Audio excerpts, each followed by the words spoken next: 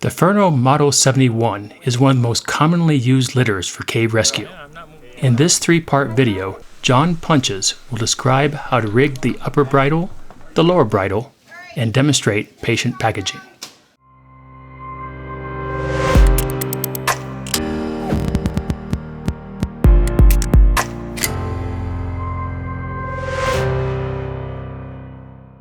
Hi, I'm John Punches, the training coordinator for the National Cave Rescue Commissioner, NCRC. This is... My name is Eric Cullen. I'm a student during the NCRC Regional. We're here at the Mentone Seminar in Mentone, Alabama, 2018, and we're going to show you a brief overview of how we do our packaging technique in the Ferno Model 71 litter. So we're going to start with an 8x10 tarp. I'm going to grab it here. And when we do this, we like to have the tarp actually in line, the long axis of the tarp in line with the litter. But we want one side short and one side long. Eric, can you pull it down just a little bit? There we go, that's perfect. I like to center typically the upper end of the tarp right centered on the lashing points in the litter. And we want enough of this tarp off on one side or the other, doesn't matter which, to be able to wrap around our patient and come just kind of slightly past their midriff and over the side. Okay, so the next thing we're going to do is put in some blankets for insulation. We're going to start with one here at the head of the litter.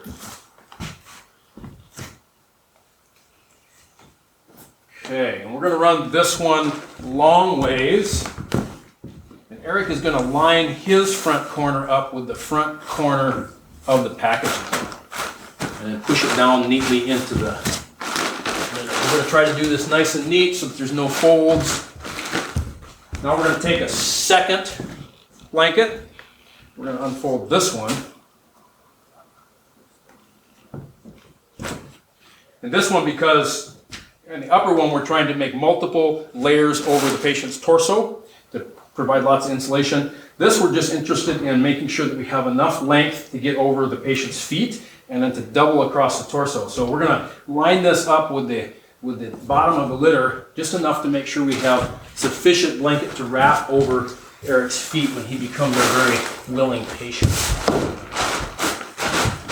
Okay.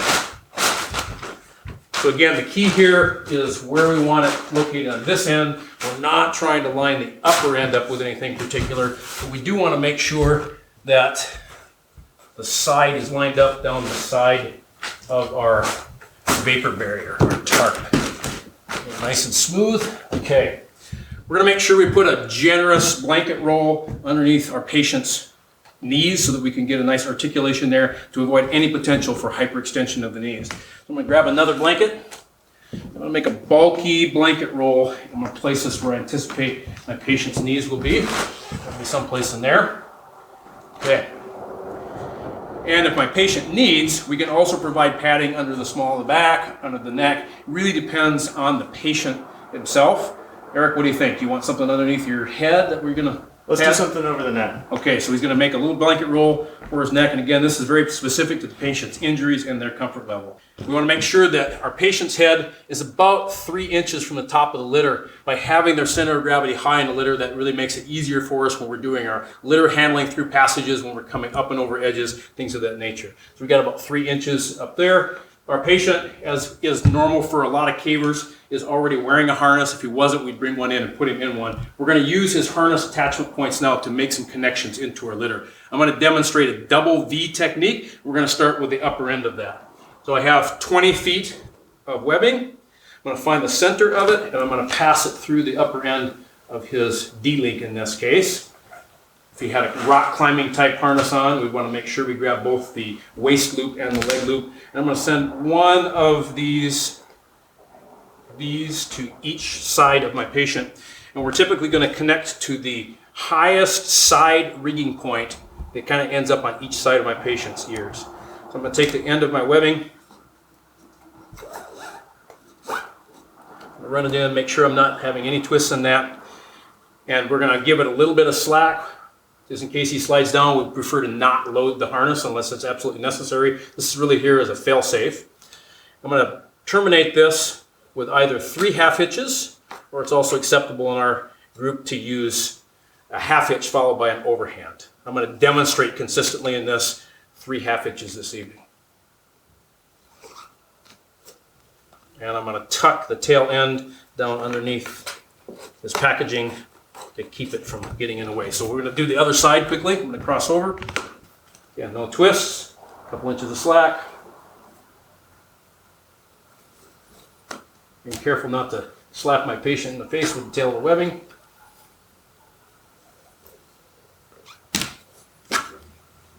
And again, 3 half hitches snug against the lashing point and tuck in the tail. We now need to secure our patient so that they can't possibly slide out the head end of the litter. That means we have to attach another double V. And the problem is we can't get to any of our lashing points right now. So we need to do a little bit of folding of our packaging in order to get access to those lower lashing points. So Eric, I'm going to put your feet together. We're going to go ahead and fold over the lower end of our tarp. What I'm doing right now is just making the packaging shorter so when we fold it up over, it doesn't cover too far up on his body. We want to have a final product that allows the medic to have easy access to our patient. I'm going to fold this up and over Eric's feet. I'm going to tuck it in on each side. And now I have access to the lower rigging points. So I can make another double V, or another V, excuse me. Eric is using a carabiner type D-link, and so we're going to go ahead and attach just to the top of that. If he had a screw link in there that was rated to load on the bottom side, we could load off the bottom of that D-link and make it sit flatter. I'm going to go ahead and just go right here, and you notice I'm going to interlace the 2 V's in this case to keep them from sliding and cross-loading on that link. Just a matter of comfort for him in the long term. And so we're going to rotate this down on each side, or pass this down on each side. Again, we want no twists in that webbing. And I come all the way down to the bottom of the litter, and I attach 2 of the rigging points inside, the lashing points inside the litter on the bottom. Note that I am not rigging into the rails, the handholds of the litter, because we want those available to use for that intended purpose. Again, we've got 3 half hitches, or half hitch followed by an overhand. These bottom ones, I'm just barely taking the tension out. I don't know if you can see, but his seat harness D-link is not flexing. I don't want to pull that so that it becomes upright and causes any pressure against his groin area. Okay, so now we have the double V's in place so that he can't slide either direction. What we want to do now is go ahead and attach a tether that we can extend from the patient and have that come out so that whenever we're using rigging, that rigging can have a direct connection into his harness. This is kind of the ultimate fail-safe in case we have abrasion of our attachment points that might cause those to fail or something of that nature. I'm going to start by making a water knot or an overhand bite at one end of a approximately 10-foot piece of webbing. And I'm going to kind of measure that out against the point of my upper bridle, my short bridle. So that starts there.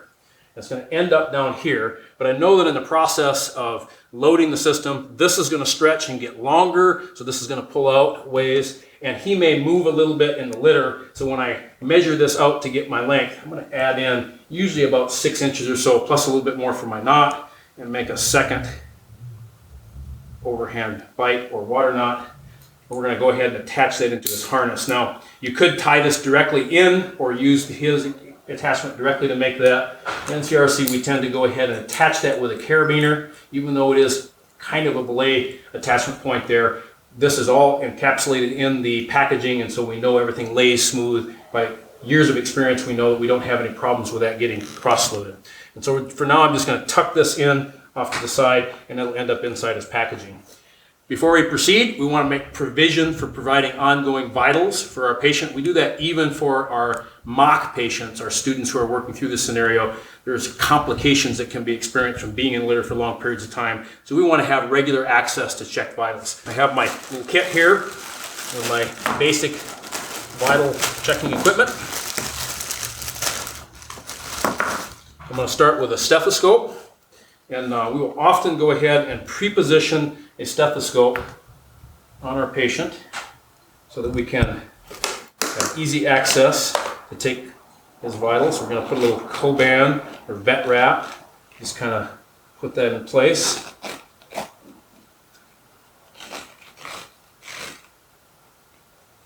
Under ideal circumstances, this can allow the medic to actually take those vitals without actually opening up all the packaging.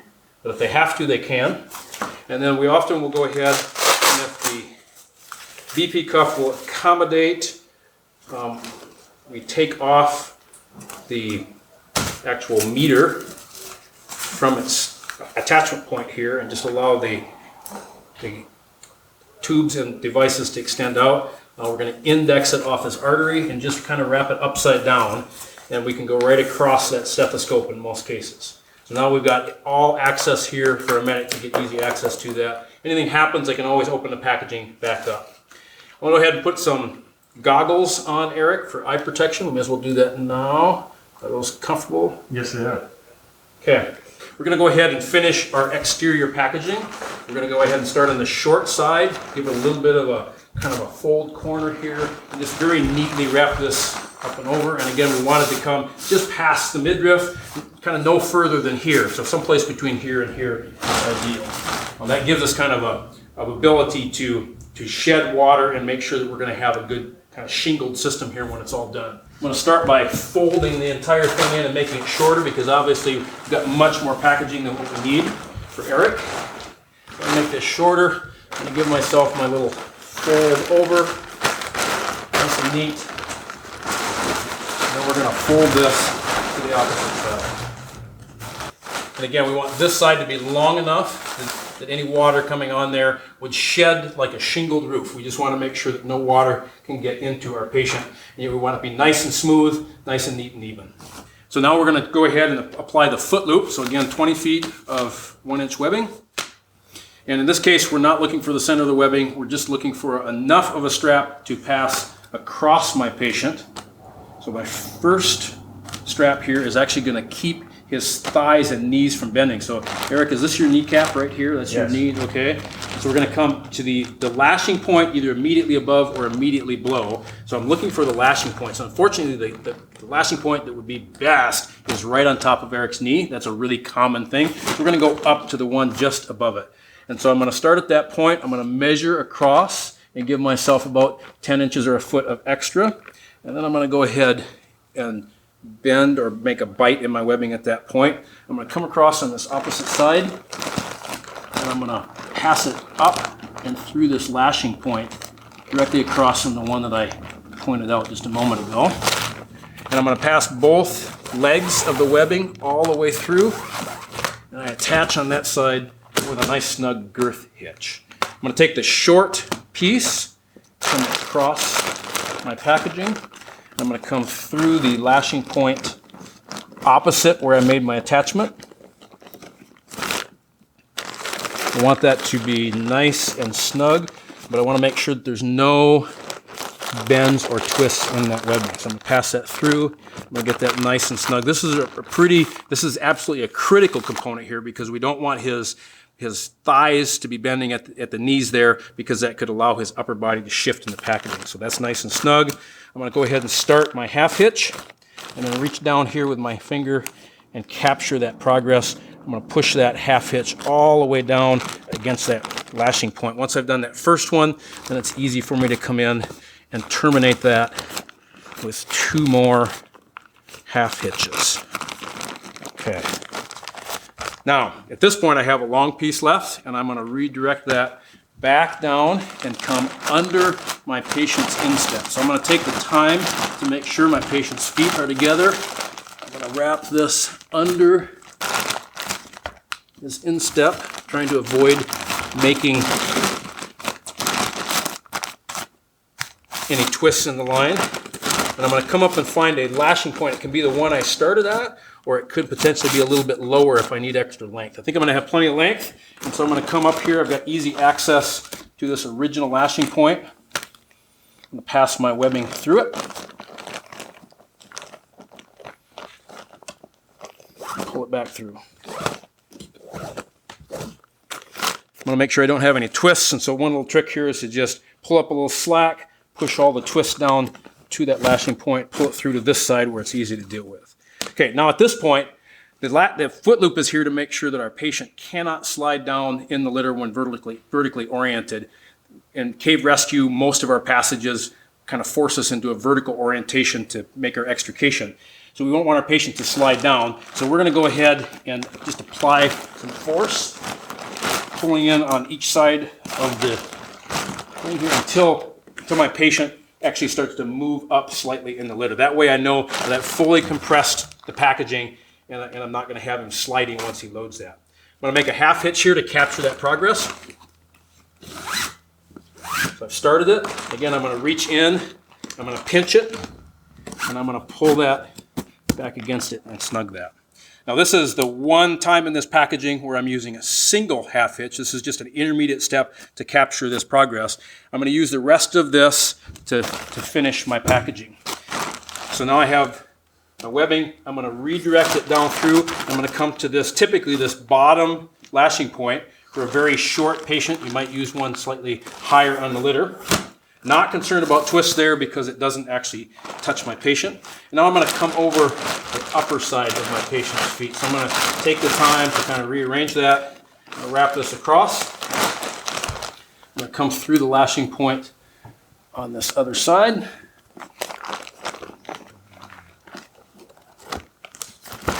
Make that nice and snug. Now, at this point, if I'm short on webbing, I can simply tie off with my 3 half hitches and be done. I think I have enough here, though, to add a little extra resiliency to the system, or redundancy. And I'm going to pass it back over his feet one more time, but this time I'm going to come underneath my foot loop on each side. And that's going to help me kind of pin that foot loop in place so it can neither slide down nor up. And that's going to make sure it stays on his feet. So can you see the cross we've done there? So we went over the top. I'm coming back under. Whether you go over first or under first doesn't matter. We just want to be able to capture that twice if possible. Now I'm going to come through on the other side, and I'm going to do the same thing. So I'm going to find where my foot loop is. It's buried in the packaging this time. I'll find that foot loop. Make sure that that's nice and flat. I'm going to push that down behind my foot loop.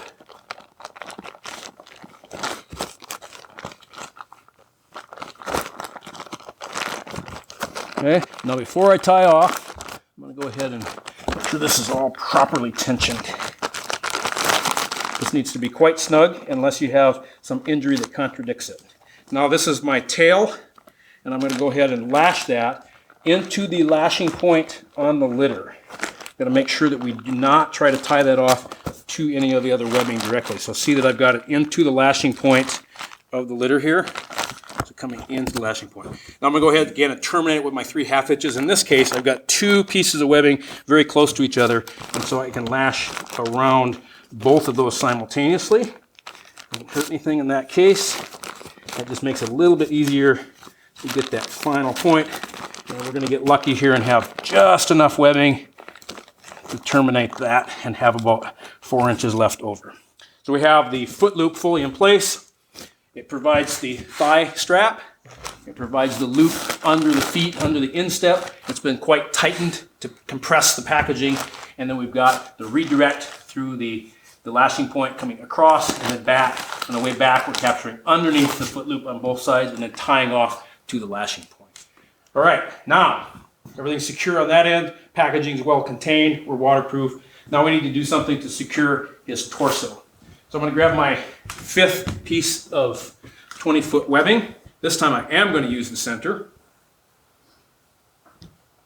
And I'm going to find the lashing point that's 1 point above where I started my foot loop. So we're going to go right here. I'm just going to lay the center of that in the center of my patient. And I'm going to come across on each side here. I'm going to find my lashing point, and I'm going to fish my webbing through that. Be a little careful here because I want to keep that approximately centered. And I don't want any twists in that again. Okay. So now I've got to do that on each side.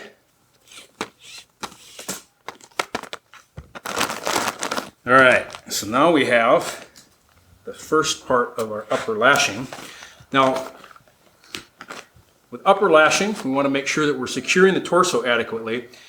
And whether we make a single X or multiple X's really depends on the injuries the person has sustained and their body configuration. Every patient's going to fit in this a little bit different. So I like to get to this point, and then I just kind of see where I can provide adequate stabilization without getting any of this lashing across my patient's airway. So in this case, it looks like with Eric's configuration, if I come to these upper side rigging points, that I can get a nice X across his upper body, and that's going to give me plenty of stabilization. So that's what I'm going to choose to do here. I'm going to make sure that everything's out of the way, and we've already got the upper V lashing in there. That's not going to hurt anything.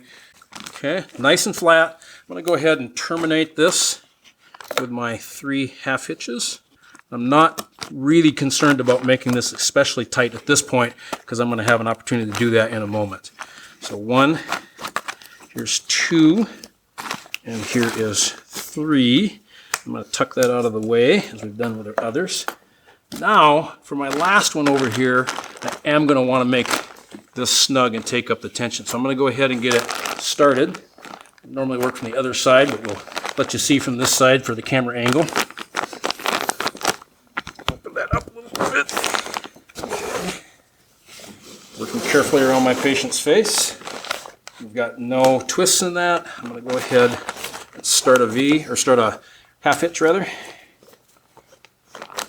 Okay, and now at this point, I want to go ahead and just tension this by pulling this direction, kind of getting it started. And Eric, can you just take in a nice deep breath for me? Is that okay? Everything good? Okay, so hold that breath for just a moment for me, if you will. I'm going to go ahead and just tighten there. I'm going to grab that extra. Okay, Eric, how is that? Is that okay? You can breathe okay, and yet you feel quite snug and secure? Feels comfortable. Very good. Okay, so we're going to go ahead and finish terminating this then with our final 2 half hitches. And we're going to tuck in the rest. And Eric is well secured. And at this point, really the only thing that remains is if we wanted to provide some extra insulation around Eric's head, we could grab one more blanket. We'd make a bulky blanket, actually make a long blanket roll here. We've left some space above Eric's head to kind of fill this void with some blanket.